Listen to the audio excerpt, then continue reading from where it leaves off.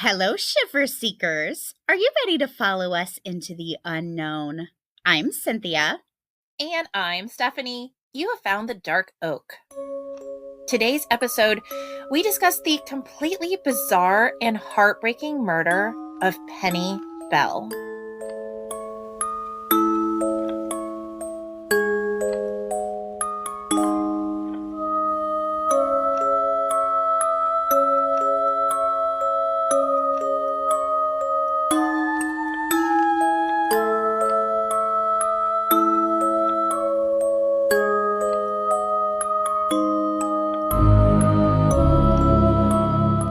Welcome to the Dark Oak, the mystery podcast with purpose.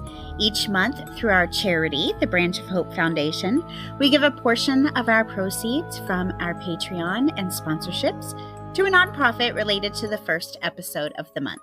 To find out more, check out our Instagram, The Dark Oak Podcast, go to our website, thedarkoak.com, or hang around until the end of this episode and we'll give you all of the details. All right, Cynthia. Well, let the celebration continue. I am still reeling, Stephanie. What are we now? Like 106? Episode like 106? Amazing.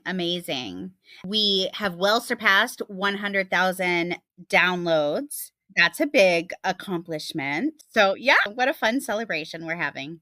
Love it. And again, we're getting to cover so many different types of cases. The amount of content never ends for us. And that's a sad realization. But for us, those are always cases that we can try to offer a little bit of hope. So it's kind of a two-edged sword when you're a mystery podcast host. I'm just waiting for the day that we hear that some of these cases get solved, because that is bound to happen. We've covered enough cases that eventually we're going to start getting some answers. So that'll be fun. That'll be an all new kind of celebration. Oh my gosh, that will be really incredible. And I know what's happened recently. It wasn't a case that we had covered yet, but the Lady of the Dunes. I remember that being a huge celebration when she was finally identified. And hers was through DNA genealogy. And that was kind of almost had like a cult type following because of how mysterious it was. So yeah, kind of cool. Very cool. All right. Well, today, this is absolutely a case that I hope is solved. Penny's case is regarded as one of Britain's most famous unsolved murders. And it's not only because of the victim, Penny, who, from all accounts, was a very happy, married, professional businesswoman, but also the brutality of the crime against her. On June 6, 1991, at the age of 43, she was stabbed over 50 times as she sat behind the wheel of her car. Whoa. This is big time. This is big. This isn't anything accidental. This is someone who killed her and killed her with rage. And the fact that this person has never been identified to me is actually a little haunting.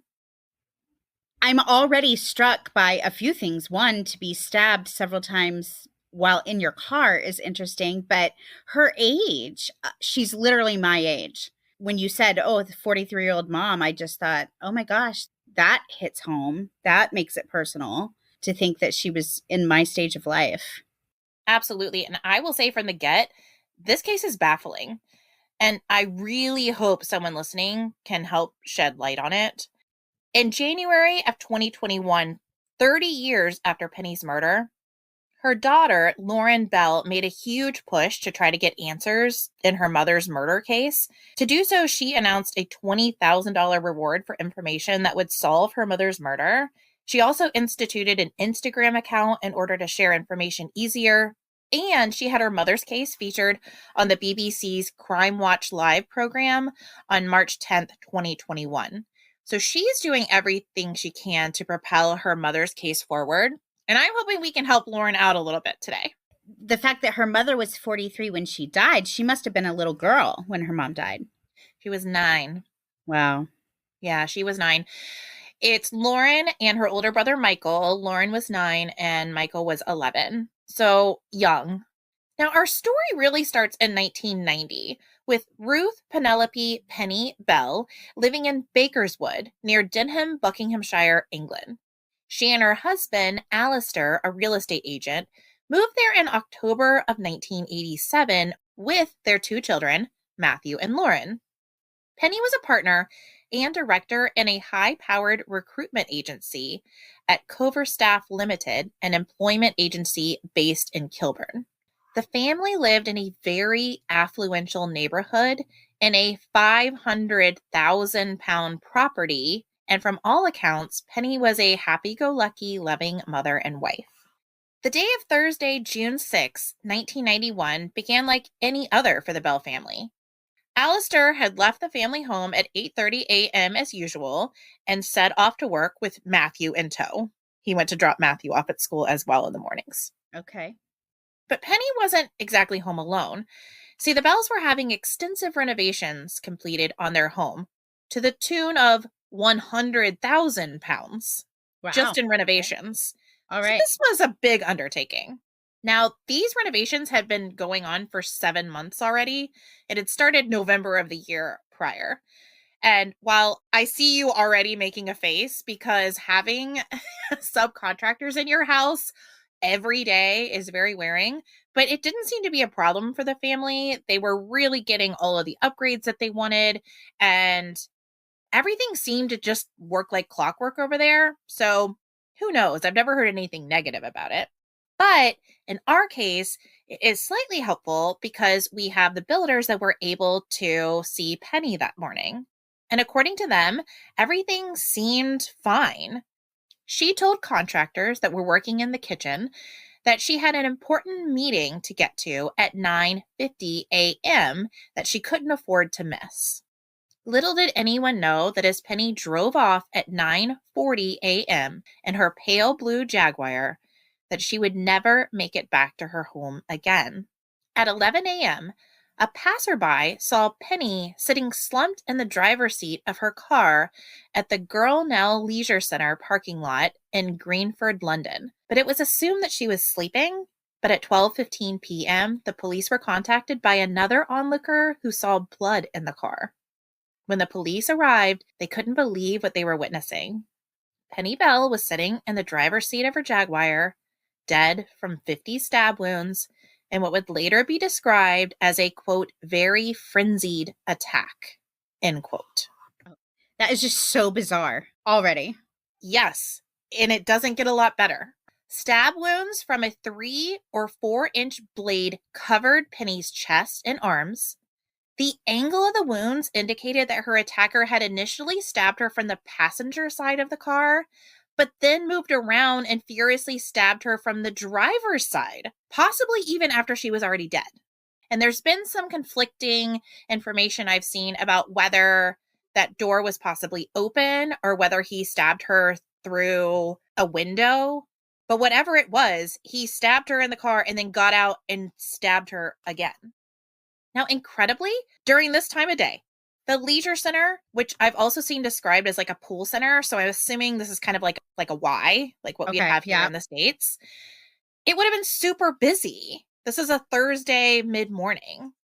And this is a big leisure center, so over 150 parking spaces, and most of them were full. However, no one reported seeing anything.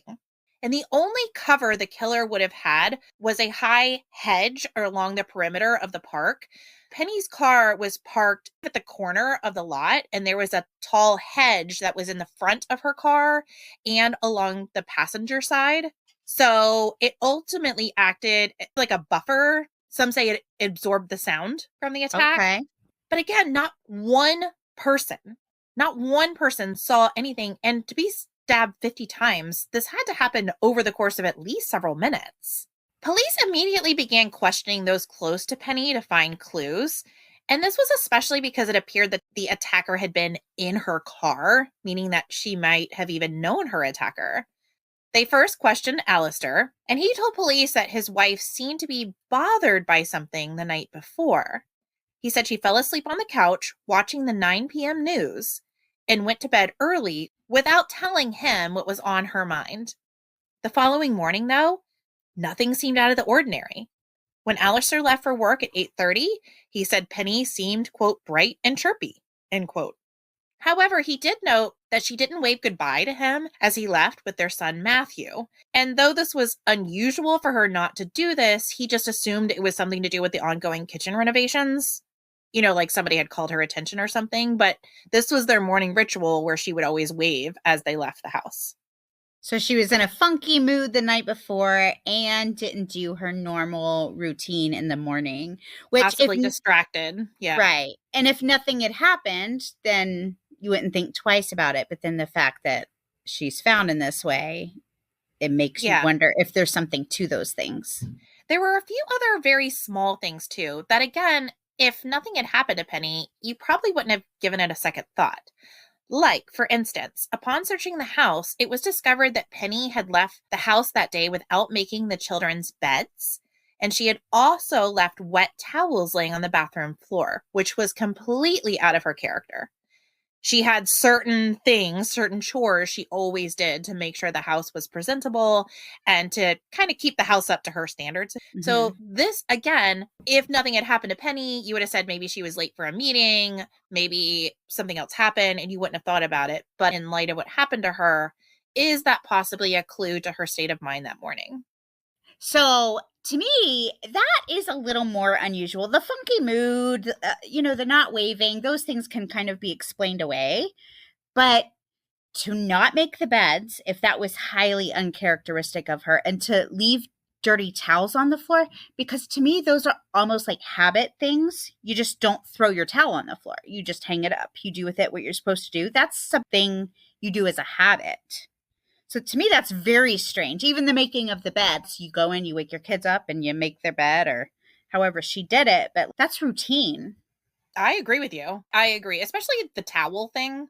Like, right. It's almost like, you get in the car and you put your seatbelt on, get out of the shower, you hang up the towel. There are certain things you just do automatically. And it sounded like these were things she did like that as well. It was thought that, again, maybe it was because she had to run out for this meeting. And again, if nothing had happened to her, that could have been a likely explanation. But again, it's off. Yeah, the towel thing bothers me because I don't know that it takes any longer to hang it on the hook than it does to just throw it on the ground. Right. Now, police also spoke to the contractors that were at the house. And while they didn't have much more to add outside of Penny acting completely normal and casual, they were able to mention that 9:50 meeting that Penny had that morning. Was it their opinion that she appeared to be running late, rushing out of the house? Not rushing. They said she was casual, but she mentioned, I have a 9:50 meeting that I don't want to miss. And she left the house at 9:40 to get to a 9:50 meeting. So this must have been somewhere very close to her house as well. Okay. But if you're leaving your house 10 minutes in advance, even if it's a very, very close location, you're not giving yourself a lot of extra time. So it is conceivable that maybe she was running late. I think either thing is possible. Yeah, I agree. What's strange, though, is police were not able to find any record of this meeting. Not in her diary, not in her date book, or in any other communications. Okay. Well, see, but this was back in the 90s because you and I, our telephone conversations, I call our Zoom things, like I call a lot of our interactions meeting. Hey, I have a meeting. And you and I don't have it on the books anywhere. Like we just know, hey, at 3:00, we're going to talk shop for a few minutes. I don't know if it would have been like that in the 90s. I'm not sure. I do know she was pretty religious about keeping a written calendar. She kind of had like that date book that she carried with her everywhere and nothing was written in there. Right. To clarify, when I say I don't know if it would have been like that in the 90s, I'm thinking there's not the same level of technology. So sure.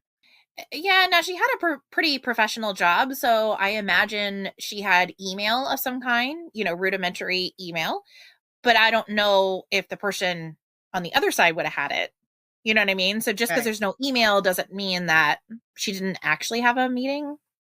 I will tell you, we don't know anything more about this. So the purpose of the meeting and the person who she was meeting with have remained a mystery to this day. And we don't know where it was either. No, we don't know anything. We don't know where, we don't know who, and we don't know why. Was she a member of this location, like this club where she was found? Was she a member there? No. Okay. Nope. Nope. Now, here was another very interesting clue. Just 3 days prior to her murder, Penny had withdrawn a sum of £8,500 from her and Alistair's joint bank account. And withdrawing this amount of money was also unusual for her to do. That money has never been accounted for, and it is assumed that the money and the murders are related, because how could they not be, I guess? But it could also be a red herring. No one's been able to say for sure. Well, she was doing a pretty extensive renovation on her home, so spending that kind of money in the middle of a renovation would not be unusual. Now, it might be unusual to pay with cash. The contractors were interviewed. No one was given that money. And Alistair handled that. Like, why would she withdraw the money? Okay, so he handled the payment of the renovation. Right. Okay. Right. And the fact that she didn't tell him about it, too, was really unusual. That wasn't like them. This was their joint checking account. So why would she not mention it to him? Yeah, that's weird. Unusual. Yeah. The police next turned to the crime scene for evidence, but it also yielded few clues. Police quickly ruled out the motive of robbery due to Penny's handbag still being left in the car with seemingly nothing removed. Police also later reported that she had not been sexually assaulted. Strangely, though, investigators found wallpaper samples for the master bedroom of Penny's home laid out in the backseat of her car. Is that strange? Being in the middle of a renovation to have those samples with you? You might take them with you when you're going out shopping for other materials so you can look at colors, or you might carry them with you. But laid out in the back of your car? Laid out to show all the samples? Have you seen a picture of this? Are you able to describe? No. I guess if they were like laid out in a bizarre way, yes, that would be strange. Okay, but if so they're to just you, like, this doesn't mean much. Maybe she was planning on going to a decor store afterwards or something. When we did a renovation, I kept a tile in my purse. I kept a paint chip in my purse. Like everything having to do with my house, I carried with me at all times so I could match things up. So to me, that's not weird. But if it literally was laid out in a way that doesn't make sense, then sure, that would be unusual. Fair enough. I have never seen a picture of it, but I have seen it described as laid out in the back seat. I guess the fact that she hadn't done this before, she's found stabbed 50 times, and there's a bunch of wallpaper samples in the back seat. Maybe it was just the juxtaposition of both of them that threw people off. I can see that just being horrific. This horrific thing happening in the front seat, and then this mundane, trivial thing happening in the back seat. I don't know. I think that is just a really terrible scene in my head. Well, it's very haunting because what do wallpaper samples, what does that represent? The future, plans, excitement, preparing your home, something to come that's never going to come for her. So it is very, it's a yucky. Yeah. Now, police were, again, baffled by the fact that no one saw the killer. No one saw the killer in the parking lot, especially considering, based on the amount of stab wounds Penny received, the murderer would have been heavily bloodstained after the murder. But not a single witness recalled even seeing anyone covered with blood. And they would have been there for a while. 50 stab wounds, that's not a quick attack and run. Exactly. It would have taken at least a few minutes, I would think. And again, they call it a car park in England, but a parking lot. So you have this car park with 150 cars basically full, and no one sees anything? Yeah, that's so weird.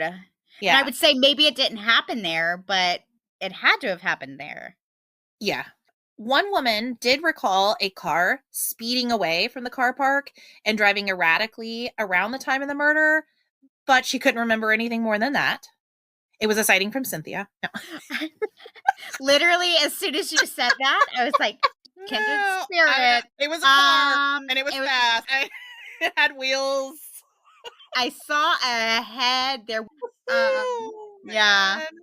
Yeah. I'm not alone. Now, authorities asked the public for any help they could provide in identifying Penny's attacker, and several witnesses did come forward. A female dog walker claimed she had witnessed a male waiting on Fulmer Common Road across from the Bridge Tyne Covent, which is about 20 minutes away from where Penny was found. He was standing by a brown or bronze-colored car. However, he got into a blue Jaguar, the same one that Penny drove at 9:50 a.m. More so, the witness believed this Jaguar to be driven by Penny. The male was described as 5 feet 10 inches tall and around 48 years of age. This is so weird. Now, it is believed that Penny was murdered around 10:30 a.m.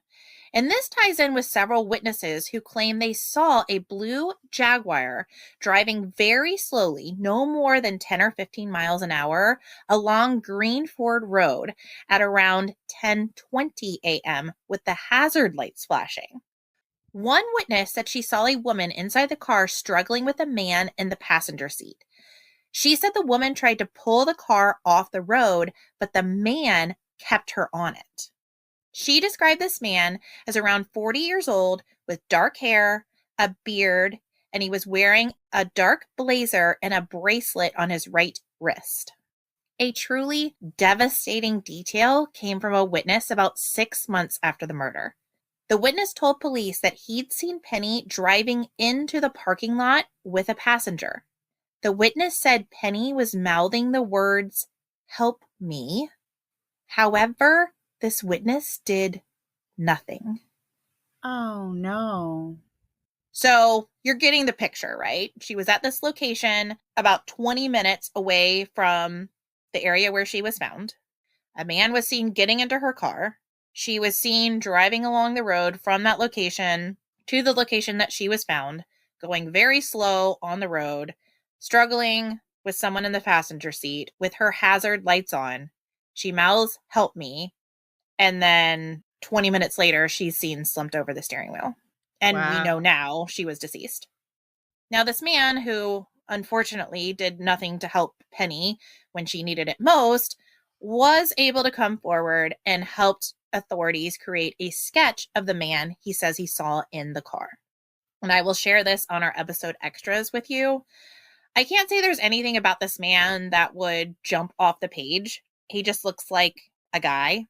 Unfortunately, this sketch has not generated a ton of leads. So it's nice to have, but it certainly hasn't been the clue that detectives were looking for.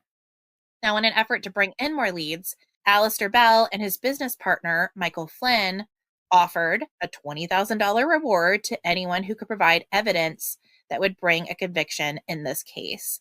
And 30 years later, this is still that same reward money that's being offered by Lauren Bell.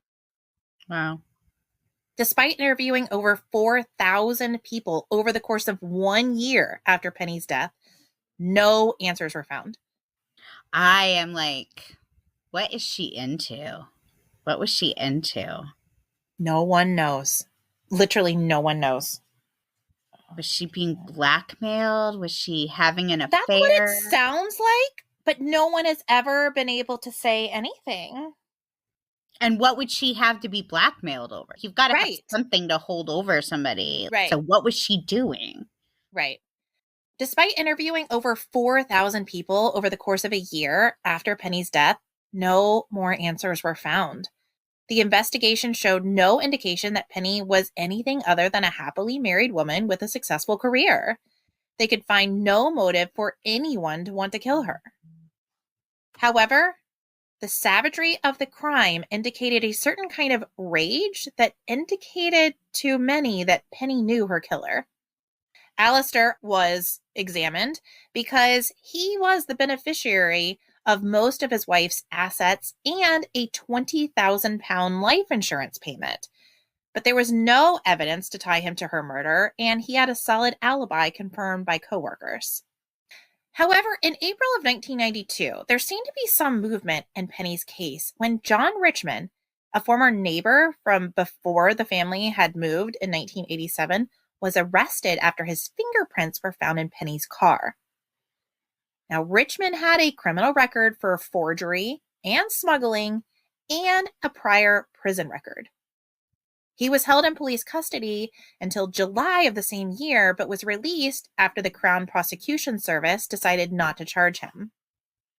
But that wasn't the last we would hear of Richmond, because 2 years later, in December of 1994, he approached The Sun, an English publication, and told them that he was the person who Penny Bell had gone to meet the morning of her murder, but they had parted ways later that morning before her murder. He also claimed that her death was a contract killing, and he knew the man who did it. He offered to disclose the name of the killer in exchange for £80,000. Okay, all right. Richmond then claimed that he and Penny had been having a relationship, and they had met to consummate their relationship on the day of her death. However, there has never been any evidence to back up any of his claims that they were involved. It was also revealed that Richmond had recently declared bankruptcy, which may have led to his request for money. Of course, the Sun was rather clever, and instead of paying Richmond for the information he was offering, they simply collected everything that he would like to tell them and then turned it all over to the police. However, even with this information, since there was nothing to corroborate any of his claims or conclusively tie him to Penny's murder, no charges were made against him. All we do know for sure is that he was in her car, though, because of His the fingerprints were in the car. Yep. But we don't even know when that happened. That could have happened at any time. Now, incredibly, Richmond was actually arrested and questioned in Penny's case again in 2005, 15 years after Penny's death, when the case was reviewed by police, but he still was not charged in connection with her murder. So that tells me, man, they must think he's the guy, but they just don't have enough to get him. They don't have enough to convict. It's possible. It's possible, but gosh, I really want to know what they have and what they don't have. Because it's the only arrest that's been made, right? He's the only person who's been arrested. He's been arrested twice. Correct. Yeah, correct. Now, after John Richmond, who, again, we think might be the guy, but so far is not the guy, the trail to Penny's murder basically goes cold. In 2003, police performed forensic DNA analysis on bloodstains found at the crime scene, so in Penny's car. But it was later revealed that anything in the car was considered contaminated because they didn't correctly preserve the vehicle. Oh, that's a bummer. The same was also true for Penny's fingernails that were collected at the time of her murder and supposedly preserved, but then inexplicably went missing for 17 years. When they were finally recovered, they were also deemed contaminated. So unfortunately, At this point, there's no DNA. I don't think there was a ton to begin with, and then what they did have got squandered. Well, and here's the thing. That is almost impossible sounding to me that there wasn't DNA, because 50 stab wounds, you know that assailant was probably also bleeding. I mean, how could they not, really? Right. Like they had to have cut themselves in the process, so their own blood should be mixed in. Yep. I would think 50 stab wounds, that's insane. Yep. That's an insanely high number of stab wounds. Yep. And they think that a lot of the stab wounds on her arms were defensive wounds. So that would only make sense that she was able to scratch her attacker. So again, those fingernail bits were pretty important too. All of it. And I'm just trying to figure out, they didn't test her clothing. Maybe it was so blood soaked that they couldn't. Yeah, I haven't heard the exact reason, but that was my takeaway. Not a forensic pathologist, so we don't know for sure, but that was my takeaway. I guess if they were so blood soaked, it might be hard to differentiate. In 2008, Robert Clive Napper, an English serial killer and rapist, was interviewed regarding Penny's murder following his conviction for the 1992 murder of Rachel Nichol. At the time of her death, 23-year-old Rachel was living near Wimbledon Common with her partner Andre Hanscom and their 2-year-old son Alexander. On the morning of July 15, 1982, while she and Alexander were walking their dog, she was attacked. An assailant killed her by repeatedly stabbing and slashing her with a knife, then sexually assaulting her. Oh my gosh. With her baby there. Yes. The assailant, who we now know to be Napper, fled the scene, leaving little baby Alexander by himself. Oh my gosh. A passerby found the little baby clinging to his mother's blood-soaked body, repeating the words, "Wake up, mommy." We've covered a lot of things in these 100 episodes. This is probably one of the saddest things I've ever read, and that's really saying something. In addition to hugging his mother, saying, "Wake up, mummy," he had stuck a piece of paper to her forehead to act like a Band-Aid. Oh my gosh. I agree with you. This is absolutely up there with some of the worst things that have ever been said on this podcast. My gosh. Awful. What a freaking monster. To kill anybody for any reason is awful, but even the worst, wildest animal of a killer, like to do it in front of their baby? And completely unprovoked in the middle of the day. Now, Napper was later diagnosed with paranoid schizophrenia as well as Asperger's syndrome, but also there's a lot of people that have schizophrenia and Asperger's and they don't do this. So, I don't know. This was next level. This is next level. Awful. But he's convicted. He is actually convicted of several other murders as well. But as this pertains to Penny's case, you see why they thought he might be connected because of the stab wounds. And the fact that it really makes no sense. But he sexually assaulted her, whereas Penny was not sexually assaulted. That's correct. Yep, that's correct. But there were some things that lined up. Middle of the day, unprovoked, 50 stab wounds. They seemed to line up, but there was no other evidence linking him to Penny's murder. So he was cleared of involvement in her case. But also, oh my gosh. I think that little baby Alexander is going to be stuck in my brain for the rest of my life because of that horrible, horrible thing.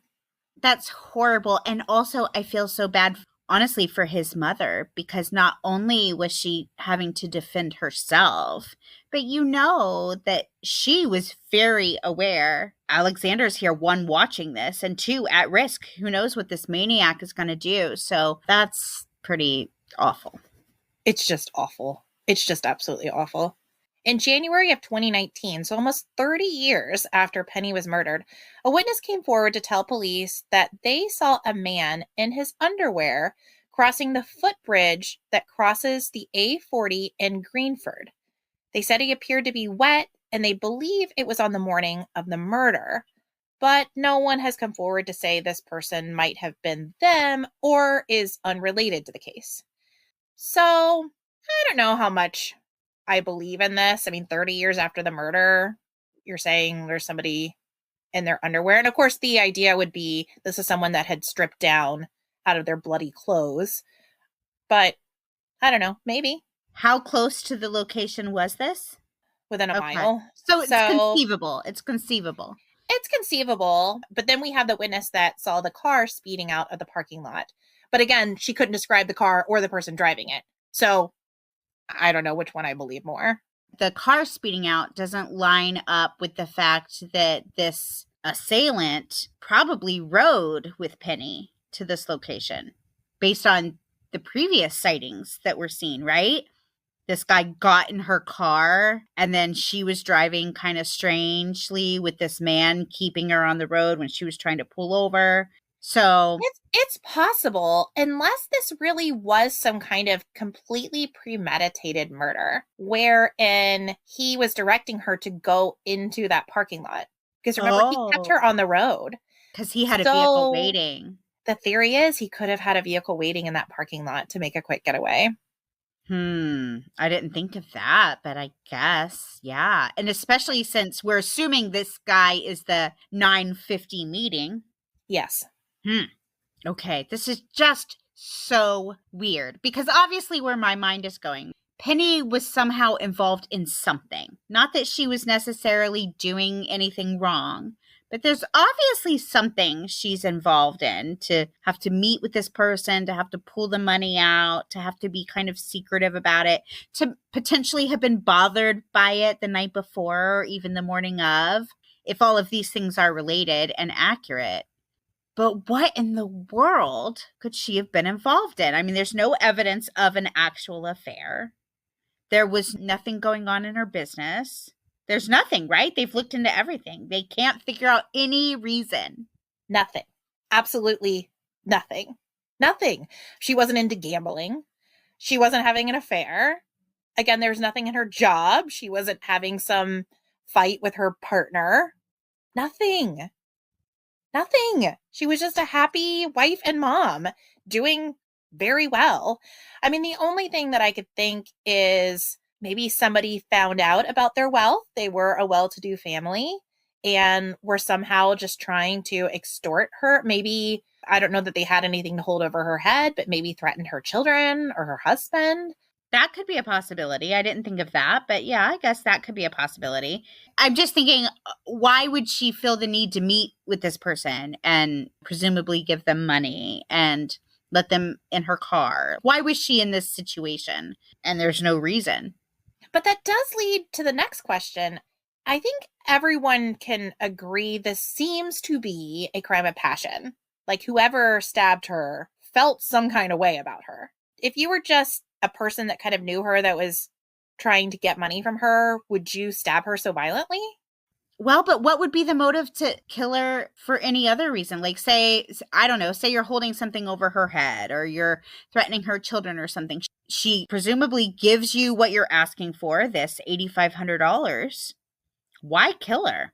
Wouldn't she be worth more to you alive? You can extort her more in the future. Like, why kill her at all? Unless you are just a brutal killer and that's your motive. I don't know. I guess this is why we're talking about it here at the Dark Oak, right? This one's a real mystery. Absolutely. Now, as of just a few years ago, investigators had interviewed 8,000 people and obtained 2,500 written statements. And still we have nothing. We're no closer. We know nothing. Nope.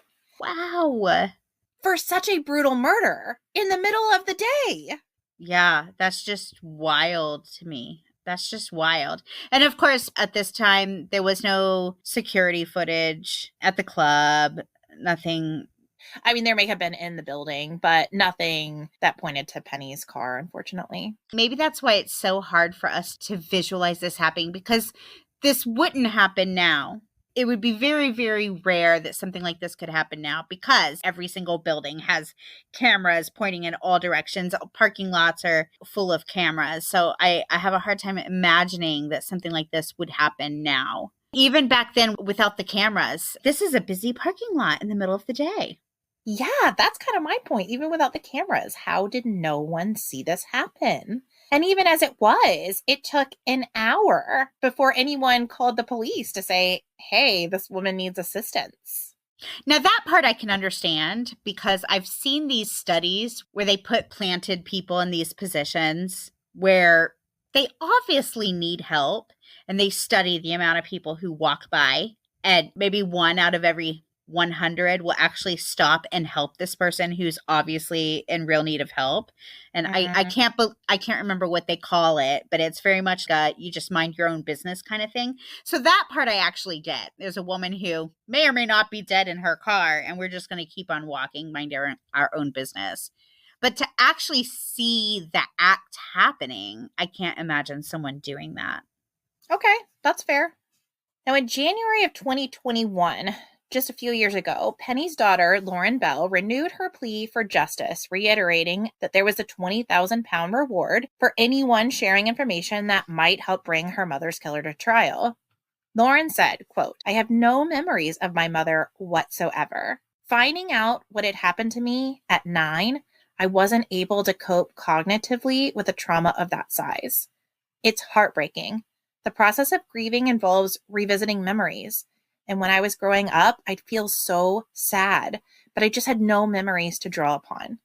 I've got a photo. I know that's my mom, but I can't remember anything about her. Anything. End quote.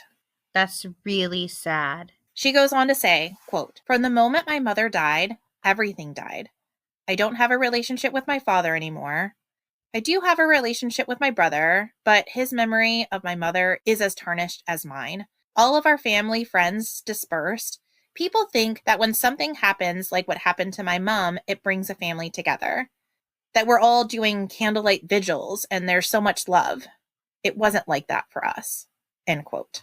The tragedy of Penny Bell's murder didn't end on the 6th of June. 10 years later, when Lauren was 19, her father, Alistair, told his daughter he, quote, couldn't do love anymore, end quote, and asked her to leave the family home. Her brother had left some years prior for boarding school. Quote, "He was completely broken by Mom's death. He suffered terrible depression for many years, which was very difficult for me. I needed someone to be strong after Mom died. He made sure I was looked after, but he made it clear he didn't really want me." End quote. Man, that is just all kinds of horrible because I feel so bad for him. And I can't say I get it. I've never been in that position. But I think I can maybe try to see how hard it would be to open yourself up to love after feeling such heartache. But at the same time, this is your child. This is your child. How do you ever not love your child? And then knowing that she needed that. Oh, it's just awful. It's just awful to see how this has torn this family apart. Absolutely. Lauren said her mother's murder and the press circus surrounding it have made her father a recluse. According to Lauren, Alistair doesn't see or speak to anyone. He still lives in the family home that is, quote, "not what you'd know. It's like a rainforest there now," end quote. Unfortunately, much of this is probably because of a questionable move made by police. See, it was revealed by Alistair that before his relationship with Penny, he had been in an 11-year relationship with a man. Now, this was no secret to Penny or any of the Bells' close friends or family. As a matter of fact, Alistair's former partner had been present at Penny and his wedding. So this is something that Penny knew, that everyone around them close to them was aware of. But police made the decision to report it to the press, and the press released it to everyone. Once it was released, the investigating incident room, which had previously been receiving 250 calls a day, instantly dropped to 0. Oh. Lauren said the press changed the public image of her father from a prominent and successful businessman, husband, and father to, quote, "the gay lover," end quote. And many believe that this changed the course of the investigation altogether. Isn't that so sad? It is really sad. And I think a sign of those times, because this is back when people looked at that kind of thing differently. Because the truth of the matter is, it's completely irrelevant. Now, I will say they released it with Alistair's permission, but at the time, they told him it would be beneficial, but clearly it was not. Not only did it not help solve Penny's case, but it actually made it harder for the family. While I don't understand his reaction to his children, I understand being a little eaten up by bitterness about this. Just about the murder alone. Absolutely. And then to be mistreated after, even more so. I don't know why anyone would have said, hey, we need to talk about this, because if he had been in an 11-year relationship with a woman prior to Penny, nobody would be talking about that. But because it was a man, suddenly it's newsworthy. And again, it's not like it was a secret. Like if Penny didn't know, or somehow that could have been the blackmail, that could have been a reason for extortion. If it had been an affair while he was married to Penny, yes, then that changes things. But just he had a previous relationship before her has nothing to do with it. Exactly. Unless they think the lover might be the perpetrator, which they don't. It has nothing to do with it. Right.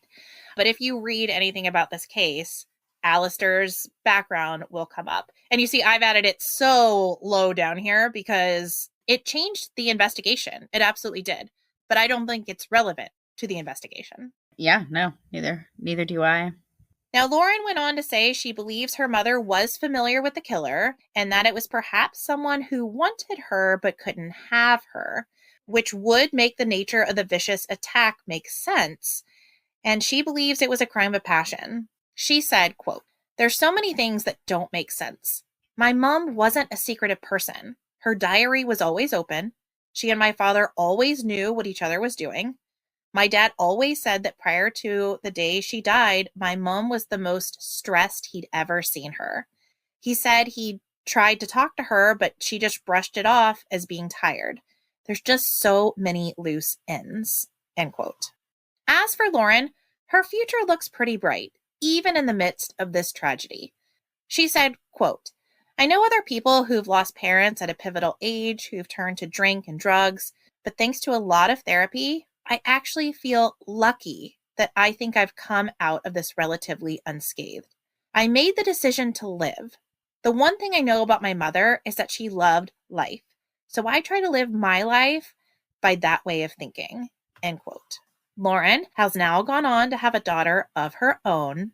She is currently a little toddler named Penny. Oh, oh, I know. oh.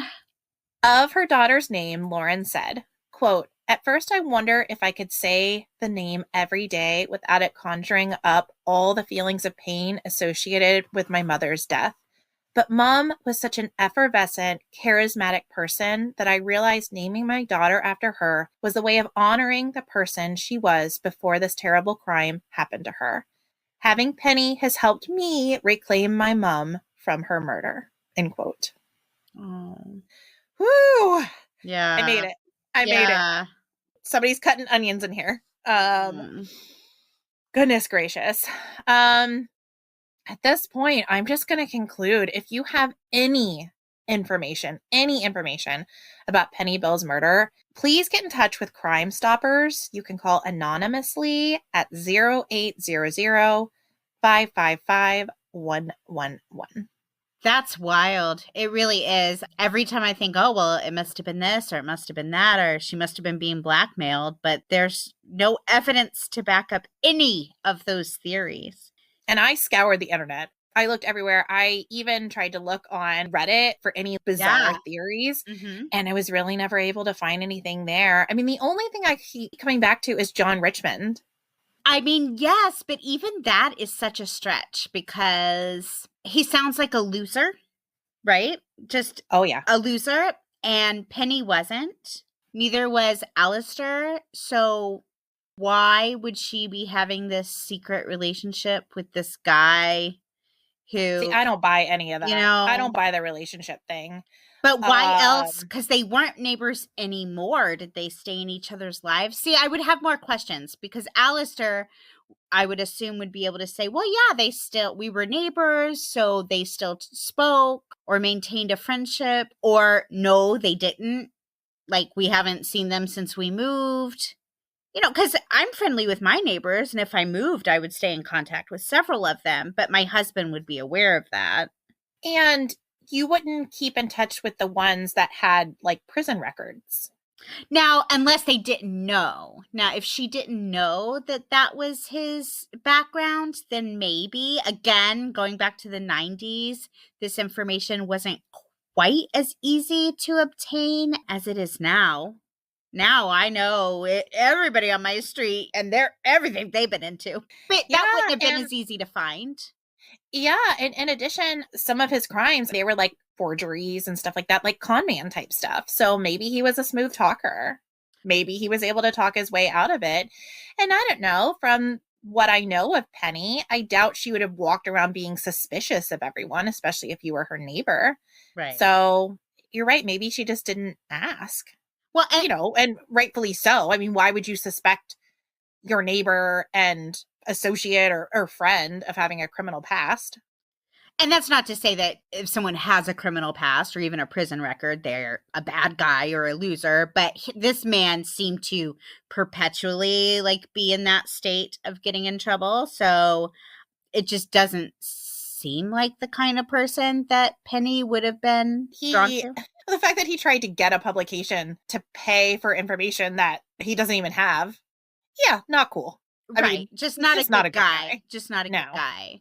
Right. Regardless of what he's done in the past, he didn't do something great in the present. Right. I would be interested in knowing if he physically matched the description that the eyewitnesses had seen. Was he in his 40s? Did he have dark hair? Did he drive a rusty colored vehicle like the one that was seen? I don't know what he drove. To me, he does not look like the composite. Okay. I'm not great at lining those up. I mean, I will not say I'm some like professional. And now, granted, I've only seen him at one stage of life, a little bit later on. So, you know what I'm saying? Like, I don't know if it's an apples to apples comparison, but to me, he does not look like the composite drawing. The photos that I've seen of him, he's a little bit more heavy set. He's like a bigger guy.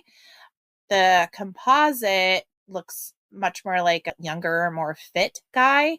And again, that one eyewitness description of the guy in the car was a very well-dressed, dapper looking man, at least from the description, with the blazer and the bracelet. So I don't know. Yeah, that's interesting. It's a real mystery. That's for sure. It is indeed. And Lauren, wow, what an advocate she has been. And to say she's been through it is probably an understatement. So she lost her mom. She lost her dad. She actually went through a complete nervous breakdown when she was 21. It was pretty brutal for her. And then she decided, like she said in her quote, she wanted to live. And she's gone on and has a beautiful little family and is really advocating for her mom in a way no one else is. I give her a lot of kudos. I do. So I'll post pictures of her and baby Penny on our episode extras. I'll post pictures of John Richmond. I'll post the sketch. And I'm looking at a picture of Penny Bell when she was probably in her 20s, and how beautiful. She looks like Twiggy. The model. She does, with those big eyes and that cool haircut. Yeah, beautiful. And Lauren is beautiful too. Yeah. She really got a lot of those beautiful features from her mom. And, she's continuing to pound the pavement. And I can't imagine being in her situation. And, the way our brains worked, her brain has protected her from this trauma. But by doing so, it's wiped out memories of her mom, which is so tragic. So tragic. So this, as you can tell, is absolutely one that I want to be solved. I want to know what happened to Penny Bell. Yeah, me too. My gosh. Yeah, me too. Okay, well, we're going to do a little branch of hope. We need it now. Well, and actually, this is kind of relevant, talking about Penny's case and the struggles of Lauren, because this ties right into May, Mental Health Month.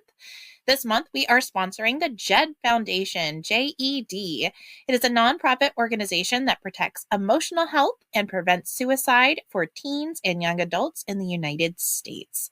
JED empowers teens and young adults by building resiliency and life skills, promoting social connectedness, and encouraging help-seeking and help-giving behaviors through nationally recognized programs, digital channels, and partnerships, as well as through the media. JED mobilizes communities by providing education, training, and tools to families, friends, media, and others.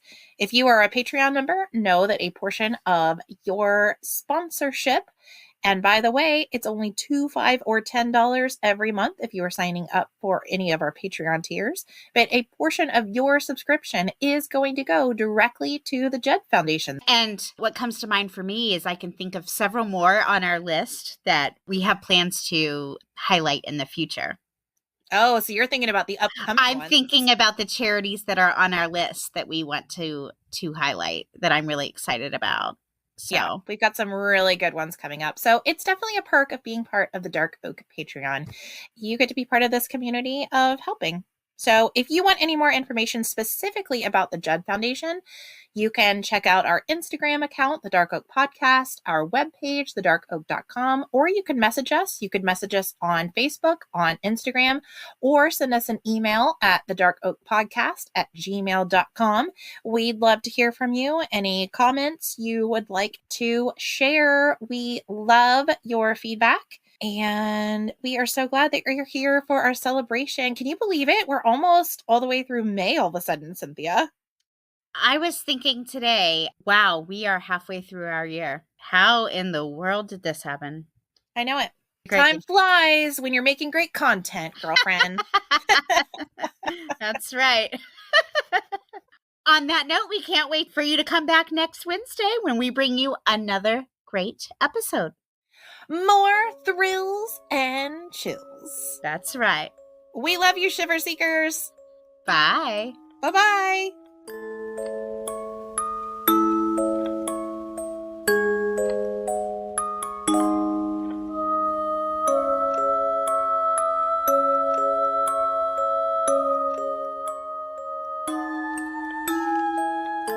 This episode of The Dark Oak was created, researched, written, recorded, hosted, edited, published, and marketed by Cynthia and Stephanie of Just Us Gals Productions, and made possible by you, our shiver-seeking listener. Special thanks goes to Justice Himes for our incredible artwork and Ryan Crete for our amazing music.